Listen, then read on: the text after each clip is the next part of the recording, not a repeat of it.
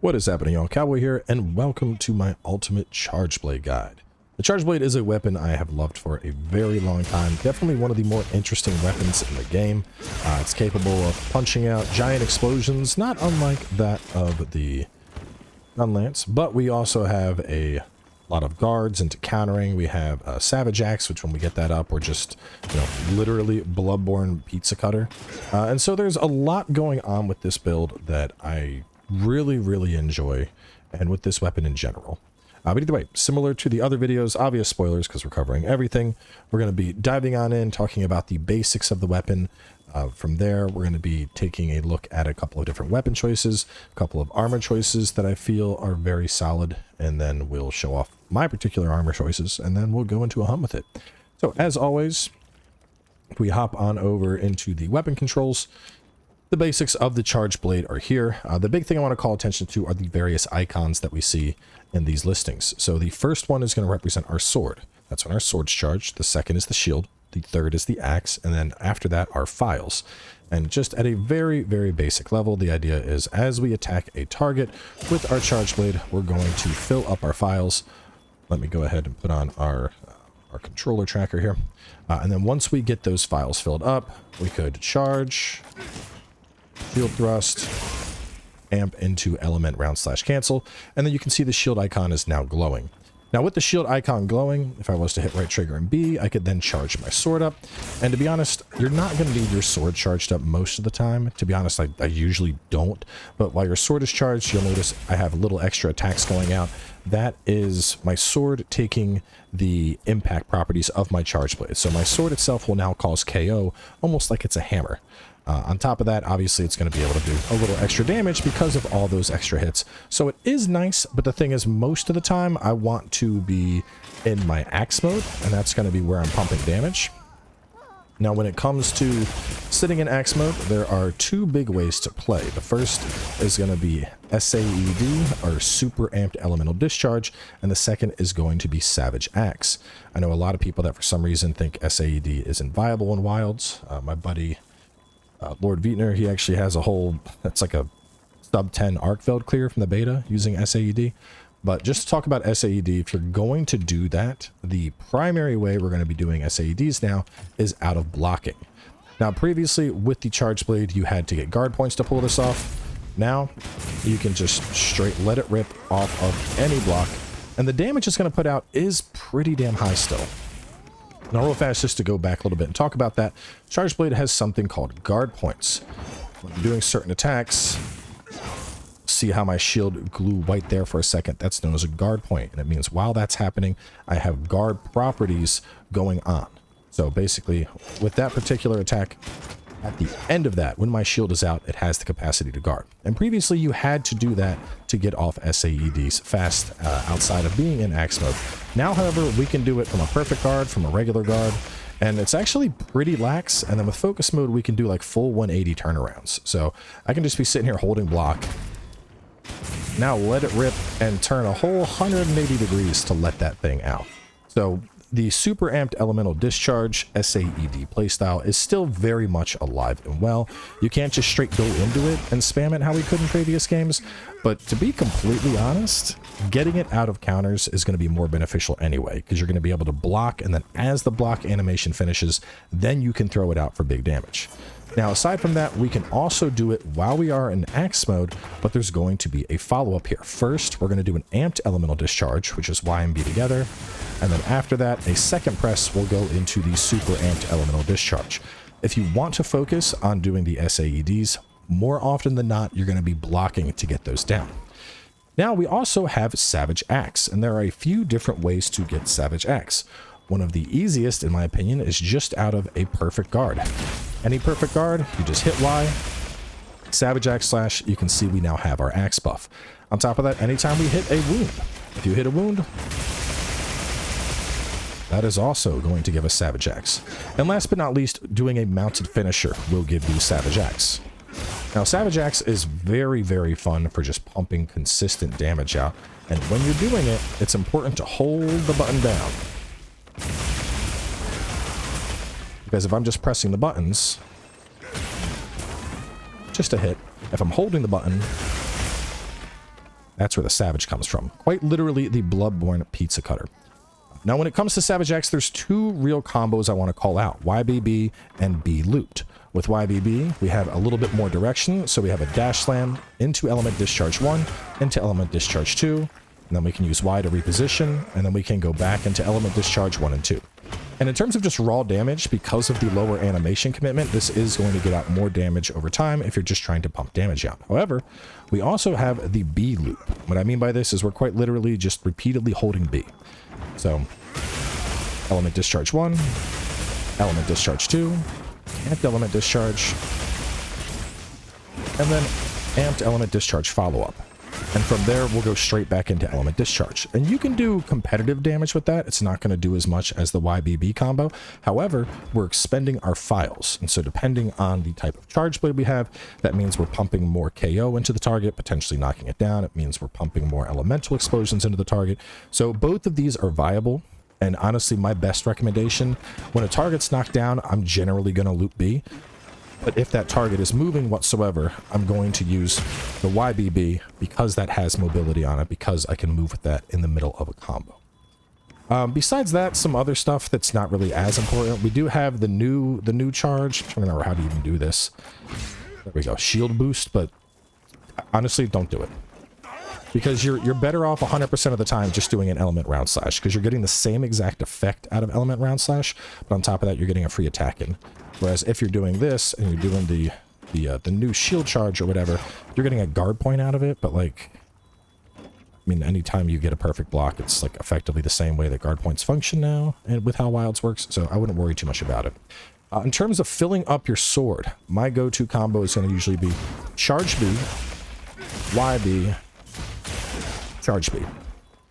Very efficient at getting you into those red files.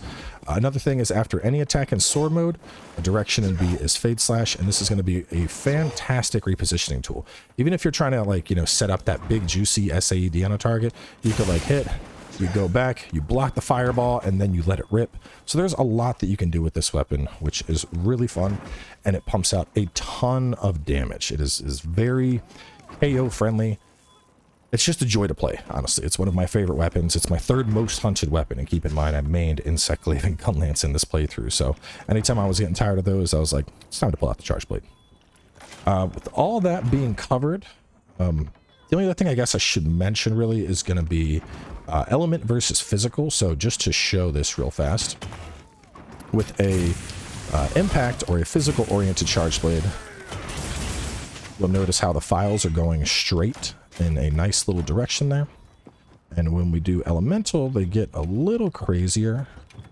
When it comes to elemental charge blades, though, they are very, very good. One of my favorite elemental playstyles. I did a lot of this in Iceborne, but just to show this off in terms of how it's going to be different.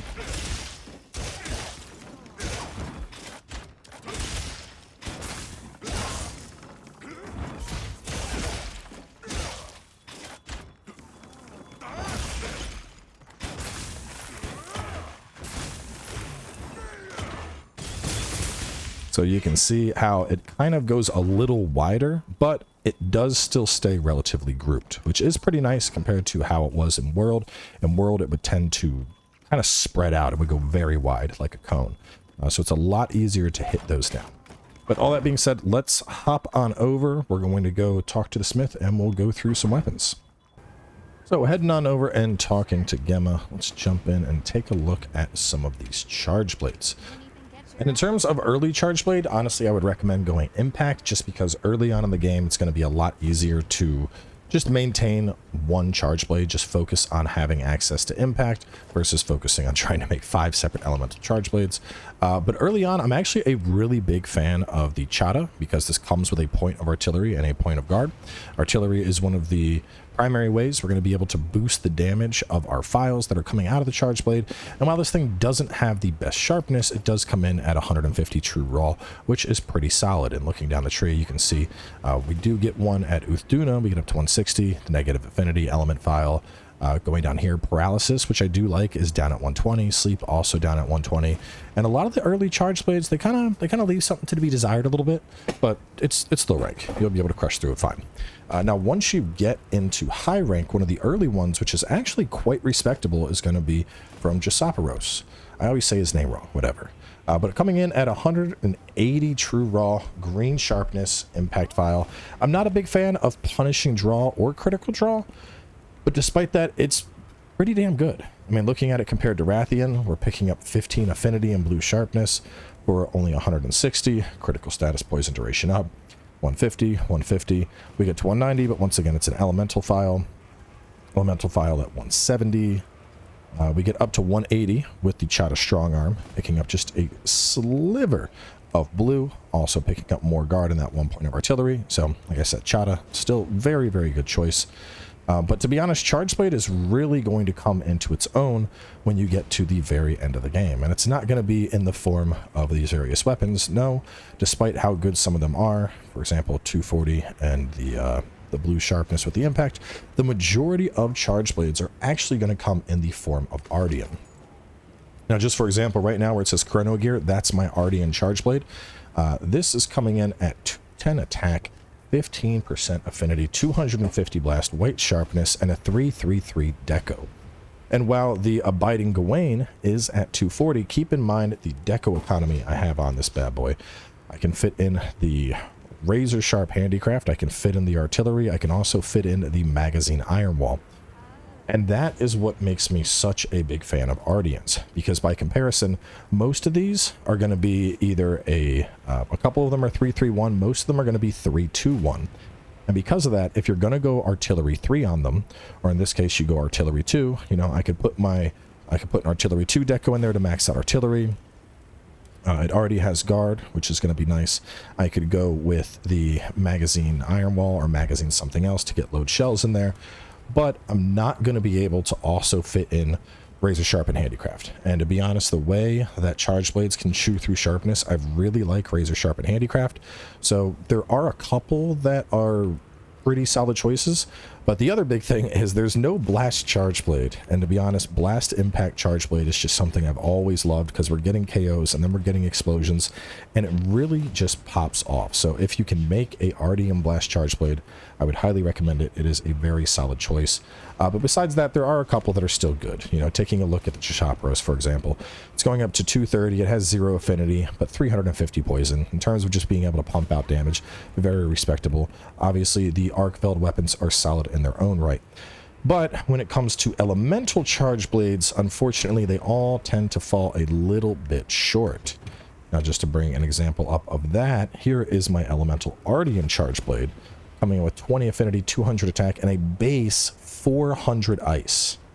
With the ice decoration, it gets all the way up to 540. And looking on over at the weapon upgrades, unfortunately, there is not a single elemental charge blade that is coming out with a base of 400 element. We got 350 on the Odegarin, which is not bad. Not bad. 320 on this one. Or 350 on that one. A couple 250s, a 350 on the water. 200 poison, 350 on Rathalos. I've always loved the Rathalos weapon. But I mean, like, taking these for comparison here, you know, it's going to have less raw element. It's going to have 50 less element. It's going to have less affinity. It's going to have a little bit more raw. But then despite all that, I'm still getting deco advantages here. I mean, because I'm not... Crit boost is solid, to be fair. In terms of the raw element, this was only upgraded with 2 elemental boosts. Sharpness, attack, element boost, element boost. This could actually have 3 element boosts, or 4, and be even more cracked out. So in terms of the elemental charge blades, while you could go and craft a couple, obviously Rathalos is still going to be a respectable choice for fire, and you are getting a decent amount of water on Veroj of the Waves. I don't think we have a good ice one for Dragon. Obviously, you'd want to go for Abiding Gawain, putting you up at 350, or alternatively Bequeathed Enmity up at 350. There's, you know, if you are going to take the time to pump those stats into Ardian, you're going to get a weapon that's just more well-rounded and comparable. And in particular, when I play Elemental Charge Blade, I tend to go for a Savage Axe style of play, where crit element is really going to shine. So This is a good comparison because we both have the 20% infinity here. Actually, never mind. This one's an impact file, so never mind. Cancel that out. Impact file, that's useless. Which you might be an impact file as well. Yeah, you're also impact file. No, you're the element file. Okay. So, I mean, offensive guard's nice, but, you know, I'm losing 10 affinity for 10 raw. I'm going to have 50 less element. I'm going to have offensive guard, which is a very good perk. But in this particular case, I want to maximize my crit. You know, I want to maximize my crit. I want to have crit element. And so like here, I mean, I have the same thing. I have offensive guard. Razor sharp, I have crit element, and I have frost up at level 4. So that is a massive amount of value. Just all those together is the equivalent of having like 4 level 3 decos, whereas this is going to have 2 level 3 decos, a 2 and a 1. So point being, for element, Ardian is going to be very good. Until you can put together the Ardians, you could obviously just go with the respective elemental files in the tree, but for the most part, Ardian is going to be a clear sweep. Now, when it comes to armor, as most of our charge blade stuff is going to come in the form of weapon skills, there's not a whole lot that you could use in terms of armor that's really going to bolster your capabilities. You could go for the standard 4-piece Guardian Arcveld set alongside with your, let me actually take this filter off. But you could go for 4-piece Guardian Arcveld and then supplement that with the new Udra Greaves. That's actually my comfy set, feels very good. If you wanted to go for a bigger focus, you could go multiple pieces of new Udra and help max out the resentment and counter strike to really just crank out the raw damage. That is what I'm wearing right now. It's in a different one of my builds. And then if you're going for element, you might want to work in some points or some pieces of the Arcveld set itself, getting things like weakness exploit into the build, or alternatively working in pieces of gore to pick up antivirus and more crit. But those are going to be your main big considerations. Stuff out of New Udra, stuff out of Gore, stuff out of Arcveld and Guardian Arcveld. And let's just take a look at the sets. I think that's going to be an easier way to break it on down. So to start, we have our Comfy Charge Blade set. Now, the Comfy Charge Blade set is coming in. Obviously, all of these are going to have Razor Sharp Artillery and Load Shells. This is going to come in at Burst 5, Flayer 5, Divine Blessing, Recovery up, a little bit of Wex, a little bit of Blight Resist, a little bit of Part Breaker, and evade extender. And this is a very, very comfortable set. I would play this with a impact type charge blade, and especially because of medicine combined with the fact that we have recovery up, or excuse me, medicine is recovery up. The existence of recovery up plus decimator 2 and flayer 5, that's going to be a ton of healing that's coming to this build. And especially with a Savage Axe playstyle, that's really going to allow you to just stay right on top of your target. Because anytime you get hit, all you're going to have to do is just transition, pop a wound, you're going to be back at max health, and then you're back to Savage Axing. Most hunts, this is what I like to go with. It's very, very comfortable. Now, if I want to go a little more Unga Bunga, I want to try the full send. That's where the Unga Bunga charge blade setup comes in. And this one's quite similar, but we're going to go for Ulk Vulcan on the Vambraces for the 2-2-1 in terms of deco slots that it offers. And then we're picking up these 2 pieces of Udra, not necessarily for the Bad Blood set bonus, but because we're trying to max out resentment as well as Counter Strike. And getting all this together, this set will give us Resentment 5, Burst 5, Counter Strike level 3. We'll still have Divine Blessing. Flayer is chilling down at 2. We still have a lot of our other stuff as well, but we can fit in some stuff like Self-Improvement and Shock Absorber. And what's nice about this is on the flip side, you know, with the other set, when we're Savage Axing, we're focused on healing ourselves up when we take damage. On this one, it's just full send. Something smacks me down, I'm going right back to Savage Axing, and the fact that I lost health is a benefit for me because I'm going to get 50 extra raw attack on top of what I'm already doing. And so this is going to allow me to just really go hard on targets and just pump out damage. I really like this one in multiplayer hunts where you might not always be able to get to a wound in time because somebody else is grabbing them, and especially when there's just more raw damage going into the monster. And I feel like in multiplayer hunts more often than not is when you just end up getting hit by a stray attack, because in a one-on-one scenario the monster's focused on you, you know exactly when to guard and counter and all that. And multiplayers, it's like, here I come, and it just flips around and you get hit. So it does work very well in a scenario like that. Last but not least, a elemental setup, which I'm still getting all those together. I got my elemental swaxes and my dual blades, but for elemental charge blade, we are running 2-piece Arc Vulcan, 1-piece Guardian Arcveld, and then Gore pieces. And what this particular set is going to pull together for us, we're going to have either weakness exploit or burst at level 5. I'll talk about that choice in just a second. You're going to get maximum might up at level 3, divine blessing at level 3, and antivirus at level 3. And what we're going to get out of this is we have a base affinity of 20. We're going to get 30 affinity from max might, which is going to crank us up to 50. When we have, where'd it go? When antivirus goes off, that's going to give us another 15% affinity, which is just going to further ramp us up. It says 15%, but I swear to God it's 25, because I want to say my base on this is 75% affinity. And then after that 75% affinity, obviously weakness exploit is just going to put us over the cap at 100. Now, personally, I would rather have burst 5. Currently, I only have 2 chain decos. So when I get another chain deco, I'll slap a point of tenderizer on out of it. But just to show this and how it all comes together, just if you're trying to test this stuff, because like I said, for some reason it says, like, math in my head says 65, but that's not what I am actually getting. So we'll go to training settings. We also have a spray point, or a spare point of convert element. I'll put on that, I'll put on that. Put on black eclipse. You can see I'm already at 50 affinity.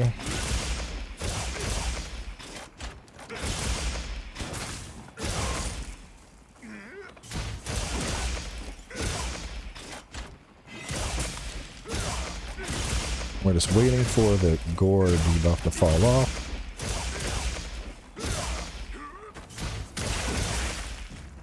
Now we're up at 75% affinity, 660 element, and that's before we're taking weakness exploit into account. So right now, any weak point I hit at all, I'm going to be over 100% affinity, popping that critical element. The other thing to keep in mind here is, like I said, I think even if you are going to drop that last point and get the extra point in burst, which I absolutely would plan on, you know, we're at a base of 75. So we're going to be at an extra 20 on top of that anytime we're hitting weak points. So we're at 95% on weak points, and then an extra 15% on wounds, which is going to put us over the cap. So anytime we're hitting a wound, it's a guaranteed crit. Now there's a couple different setups you could do to just maximize the element instead. But personally, I really like crit element on Savage Axe, you know, because we're getting all of these little hits, all of these little micro hits when we're in Savage Axe mode. And so seeing those hits just be like ba ba ba ba ba ba ba and tear through a target is incredibly satisfying when you have maxed out crit and crit element. So either way, that is going to cover the basics. Let's jump in and do a hunt. All right, so I can't decide what I want to go for, so we're actually going to flip a coin right now. Heads is going to be for Fulgur Anjanath. Tails is going to be for Oda-Garen. Let's see what we get. It is Tails. All right. So with it being an Oda-Garen hunt, I'm going to go ahead. I'll pull out the physical set. Now keep in mind, Oda-Garen can also do Dragon Element, so this is a situation where fighting it with an Elemental Charge Blade would be less than ideal, but I was thinking about pulling out the element and going for Fulgur Anjanath, but I mean, I'm going to be hunting with all this stuff anyway, and he has a guaranteed gem. That's quite nice. I love guaranteed gems. Let me go ahead and get a couple things maxed out here. Curious if this, when these videos finally start going live, if somebody's going to be like, you should have left the buttons on the screen during the hunts. I feel like it's just big. It adds a lot of, like, coverage, you know? I don't know. Hopefully it's good enough just having them in the dummy, because I'm showing everything I do in hunts anyway when we're at the dummy. Let me see if I can't. Do I have a fast travel down by you? That looks pretty low. Really need to go through and redo a couple of my camps. No, I think that took us even farther away from him. No, never mind. It brought us closer. We're at 170 meters.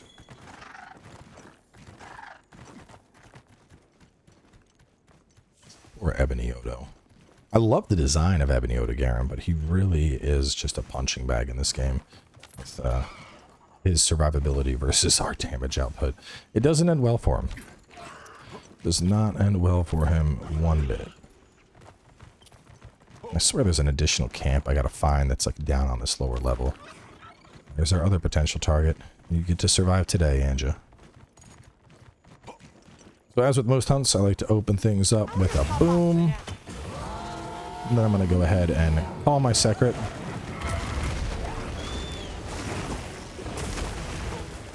I'm gonna put on my corrupted mantle.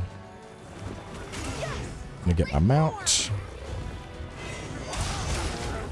And I really, really like starting hunts with a mount because that's going to immediately get my Savage Axe up, which is going to be what I'm doing the majority of the time on this hunt.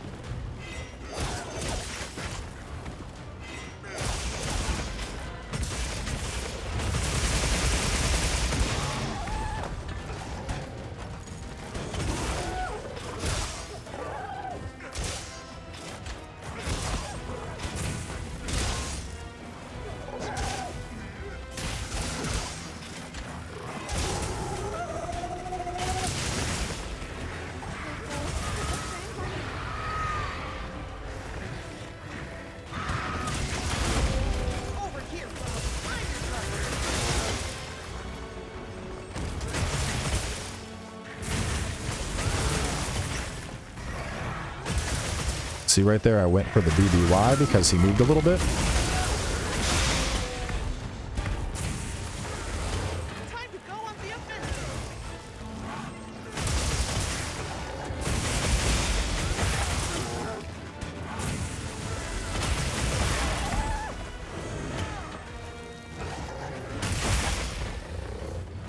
This is why I love Blast Charge Blade. It's doing all of the damage. Odo doesn't get to fight today. We're breaking him and we're about to win. Another monster's running in.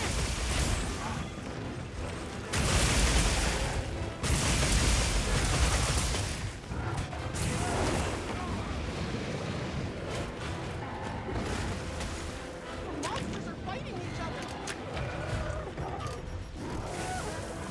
Looks like it's moving to a new area. Bro walked right into the trap.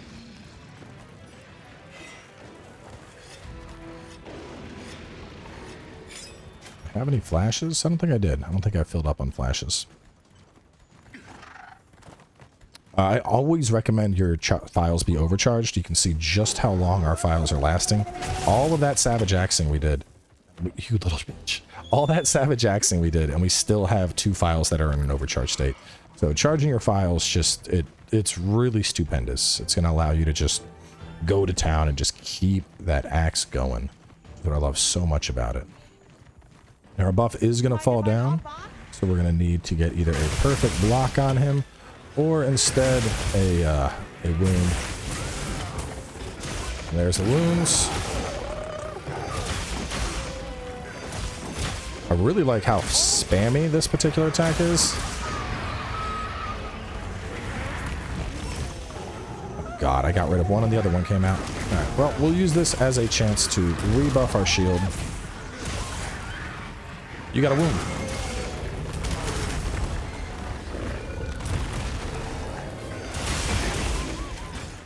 I don't care who I hit as long as I get my buff.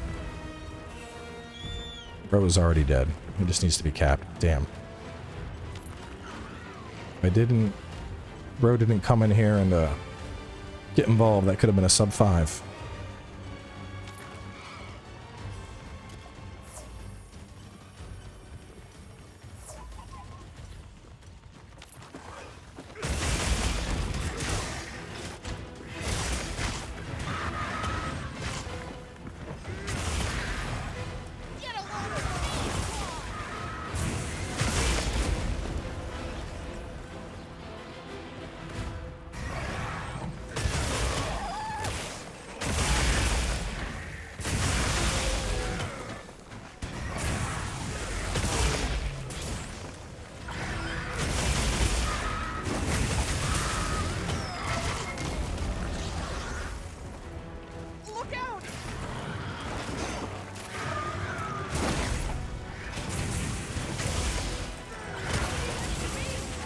Look at that. Beautiful. Right at the end. The block into 180 SAED. Finish. Oh. Just cinema. But yeah, so Charged Blade is just delightful. And the thing I really, really like about Blast Charged Blade is, as you saw in that hunt, bro, this poor thing was having parts broken off left and right. It was like part break, staggered. part break, stagger, part break, stagger, part break, stagger. It just tears through them. So very, very fun weapon. Up next, though, we're going to be covering the Charge Blade's cousin, the Switch Axe. Probably the first weapon that I really vibed with when I got into the Monster Hunter franchise, so it's one that I've always held near and dear. But y'all stay tuned, and I'll catch you soon with the Switch Axe video.